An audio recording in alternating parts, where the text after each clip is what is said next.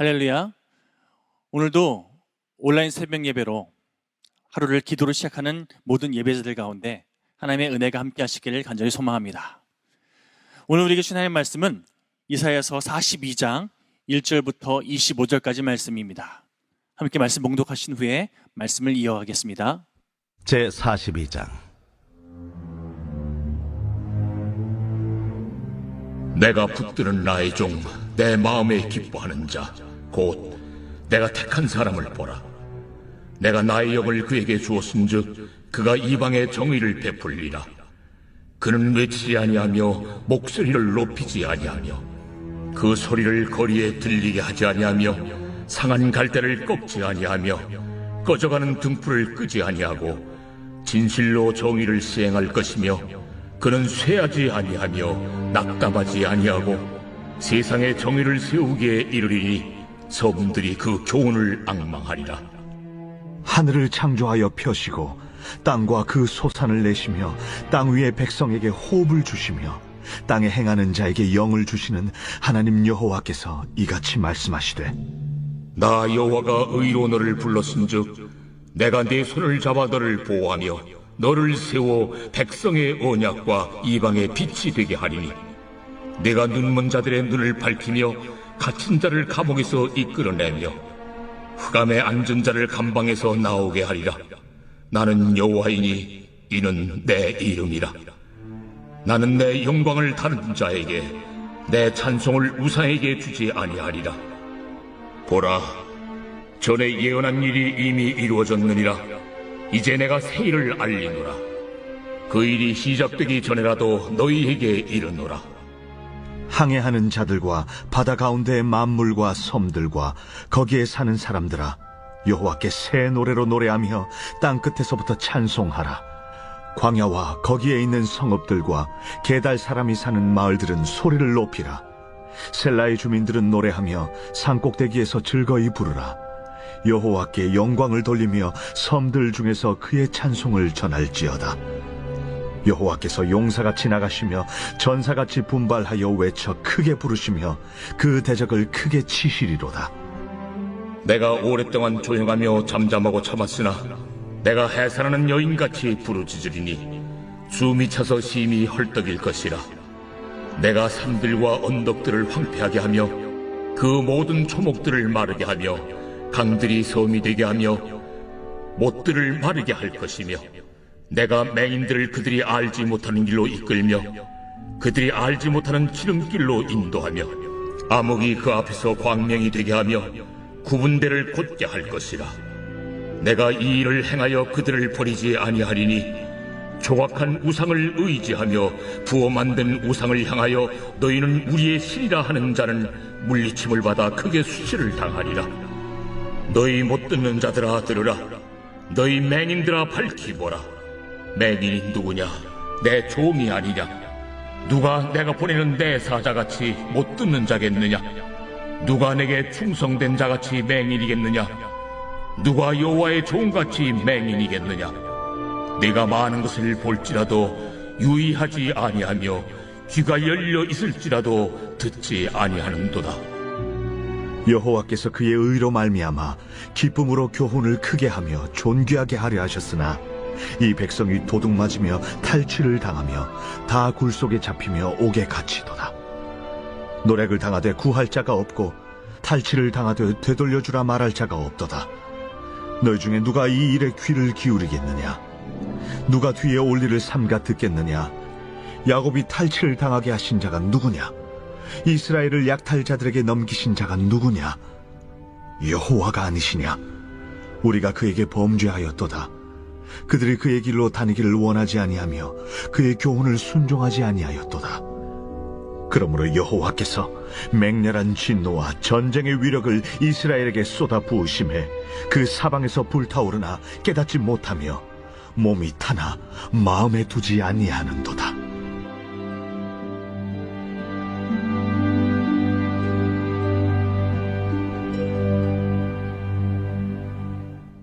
이번 주 내내 살펴본 것처럼 하나님께서는 이사야 40장과 41장 이 말씀을 통해서 회복을 선포하셨습니다. 코로나19로 모두가 힘든 시기를 보내고 있는 이때에 더군다나 이제 좀 괜찮아지려나 싶더니 또다시 사태가 악화되어서 사회적 거리두기 4단계가 발령된 이 시기에 하나님께서 이 이사야 말씀을 통해서 회복을 선포하시는 걸 보면서 여러분, 저는 개인적으로 하나님의 섭리에 대해서 아주 깊이 있게 묵상해보는 시간을 갖고 있습니다. 어쨌든 오늘 우리가 함께 봉독한 이사야서 42장 말씀은요, 하나님께서 행하실 이 회복의 역사가 누구를 통해서 이루어지게 될 것인지에 대해서 우리에게 소개하고 있습니다. 자, 본문 1절 말씀을 우리 다시 한번 한 목소리로 봉독해 보겠습니다. 내가 붙드는 나의 종, 내 마음에 기뻐하는 자, 곧 내가 택한 사람을 보라. 내가 나의 영을 그에게 주었은즉 그가 이방의 정의를 베풀리라.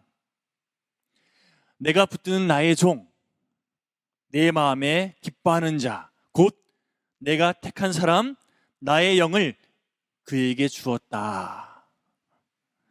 본문 1절에 기록된 하나님이 택하신 종에 대한 이런 표현은요, 마태복음 3장에 기록된 예수님께서 세례받으시는 장면과 오버랩이 됩니다.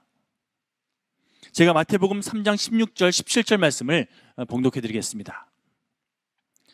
예수께서 세례를 받으시고 곧 물에서 올라오실새 하늘이 열리고 하나님의 성령이 비둘기같이 내려 자기 위에 임하심을 보더니 하늘로부터 소리가 있어 말씀하시되 이는 내 사랑하는 아들이요 내 기뻐하는 자라 하시니라. 이처럼 이사야서는 메시아를 예표하는 구원자 되시는 예수 그리스도를 그렇게 상징하는 그런 구절들이 간혹 소개되고 있습니다. 중요한 사실은 이런 예수님을 예표하는 그런 구절들, 특별히 오늘 말씀을요, 단순히 하나님이 택하신 사람, 메시아, 이렇게 이런 공식으로만 이해할 것이 아니라 하나님의 영을 받은 자, 다시 말해서 성령 충만하여져서 하나님께 쓰임받는 우리, 이렇게 우리 자신에게 대입해서 말씀을 묵상할 때 우리가 과연 어떤 모습으로 살아가야 하는가? 내가 하나님의 영, 성령 충만한 그런 인생이 되어서 어떤 삶으로 쓰임받아야 될 것인가? 이렇게 고민하고 묵상하는 선한 결과를 향해 나아가게 될 줄로 믿습니다. 그러면서 오늘 말씀을 예수님과 상관 있는 이야기로 생각하는 것이 아니라 바로 예수님께 은혜 받은, 예수님의 택함 받은, 또한 하나님의 성령 충만함으로 쓰임받는 나에게 하시는 말씀으로 함께 비추어 묵상하는 시간이 되었으면 좋겠습니다. 그렇다면 여러분, 하나님의 영이 임한 자가 감당해야 할 사명이 무엇일까요? 오늘 본문 1절 말씀을 제가 다시 한번 봉독해 드리겠습니다. 내가 붙드는 나의 종, 내 마음에 기뻐하는 자, 곧 내가 택한 사람을 보라. 내가 나의 영을 그에게 주었은즉 그가 이방의 정의를 베풀리라. 그렇습니다, 여러분. 여호와의 종이 감당해야 할 가장 중심적인 사명은 하나님을 인정하지 않는 이방 나라의 정의를 세우는 일입니다. 우리 계속해서 3절과 4절 말씀도 우리 한 목소리로 다시 한번 봉독해 볼까요? 상한 갈대를 꺾지 아니하며 꺼져가는 등불을 끄지 아니하고 진실로 정의를 시행할 것이며 그는 쇠하지 아니하며 낙담하지 아니하고 세상에 정의를 세우기에 이르리니 섬들이 그 교훈을 앙망하리라. 계속해서 정의가 언급되고 있지 않습니까?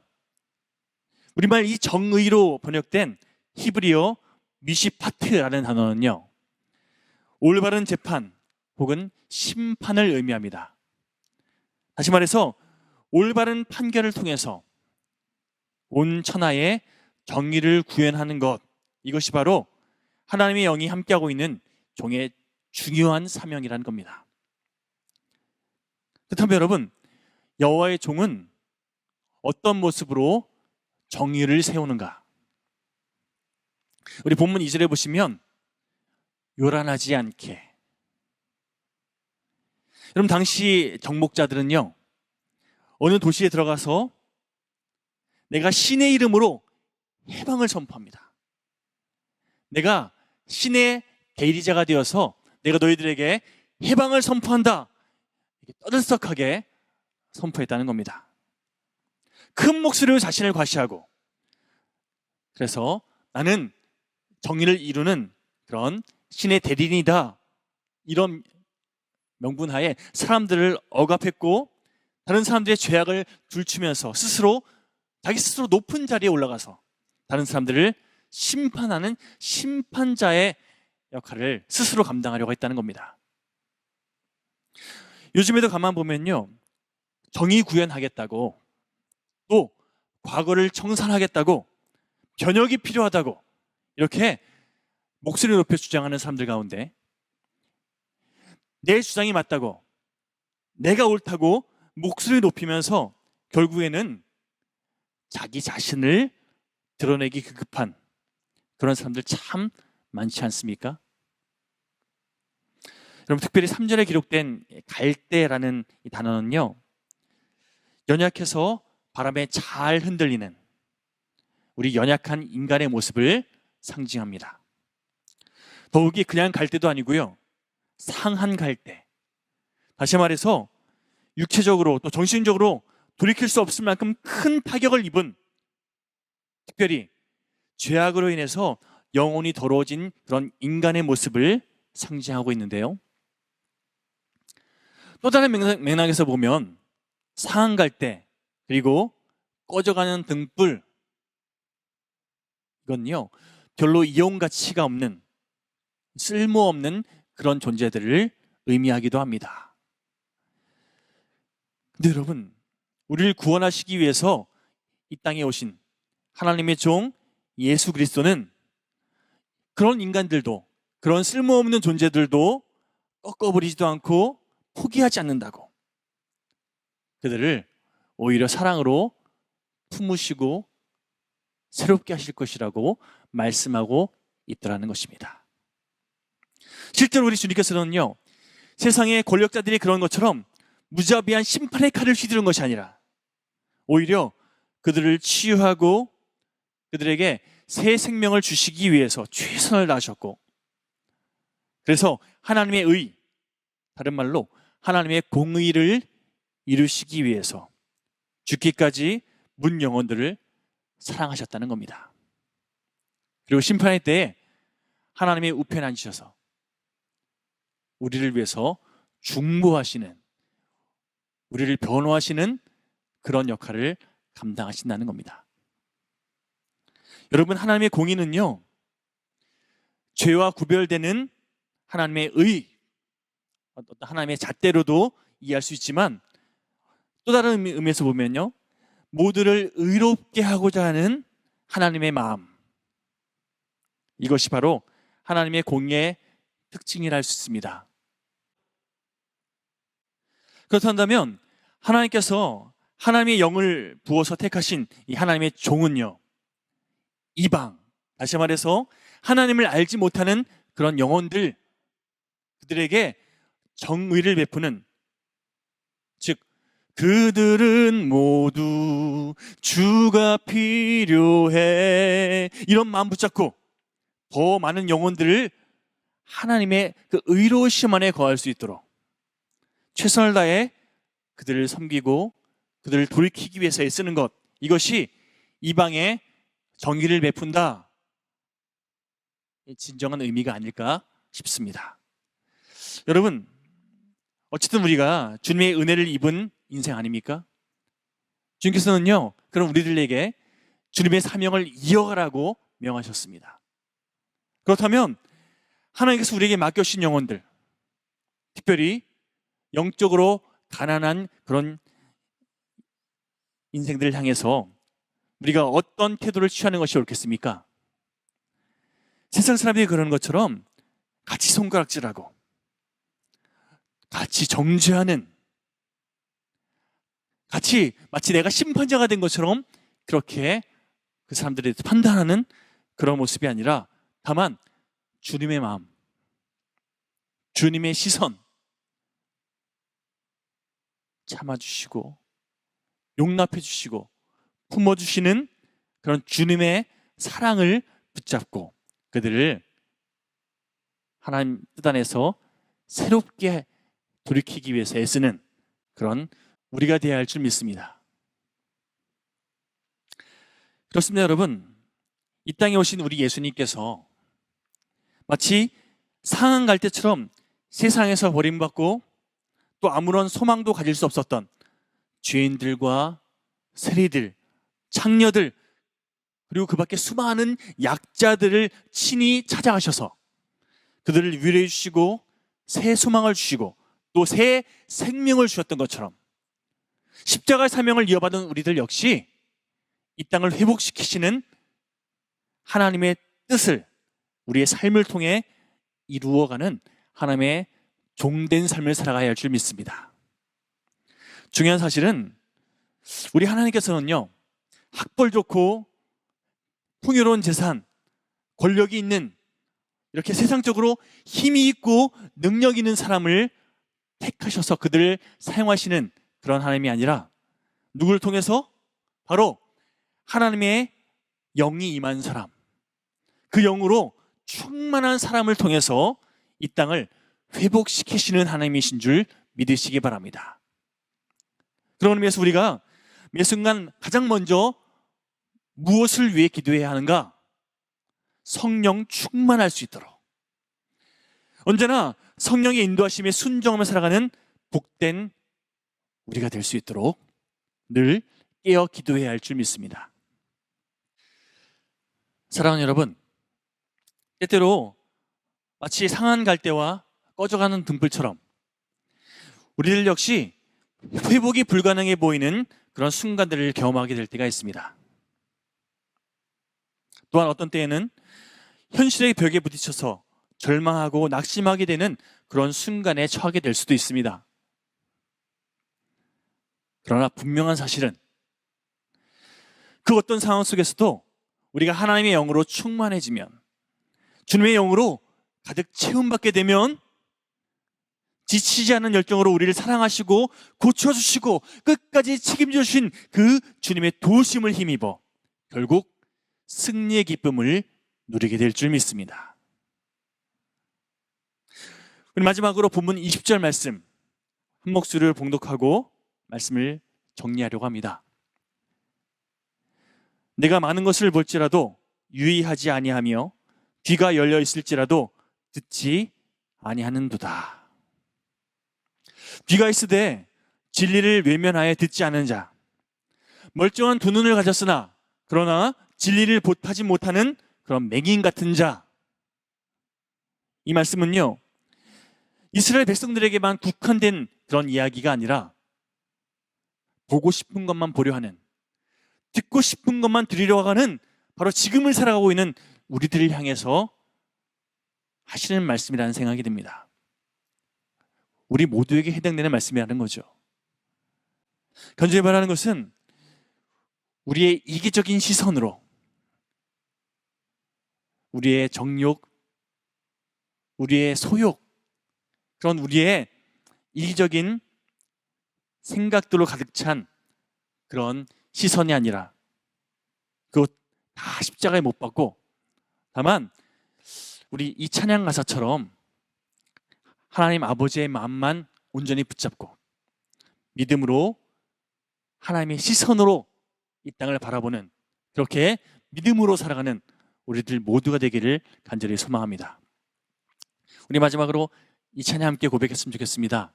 우리 가사 하나하나 묵상하시면서 우리 본문 10절에 기록된 것처럼 새 노래로, 새 찬양으로 우리 하나님께 우리의 마음을 올려드리는 그런 귀한 시간 되시기를 간절히 소망합니다. 함께 찬양하실까요?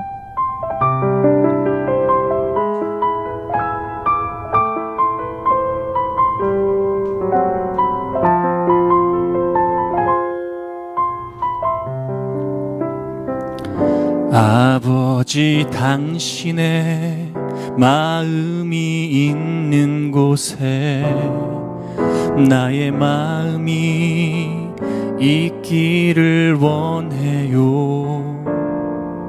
아버지 당신의 눈물이 고인 곳에 나의 눈물이 고이길 원해요. 아버지 당신이 바라보는 영혼에게 나의 두 눈이 향하길 원해요. 아버지 당신이 울고 있는 어두운 땅에 나의 두 발이 향하길 원해요. 나의 마음이 아버지의 마음 알아. 내 모든 뜻 아버지의 뜻이 될 수 있기를 나의 온 몸이 아버지의 마음 알아. 내 모든 삶 당신의 삶 되기를.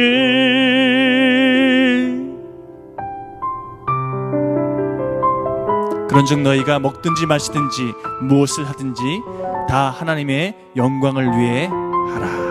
아멘.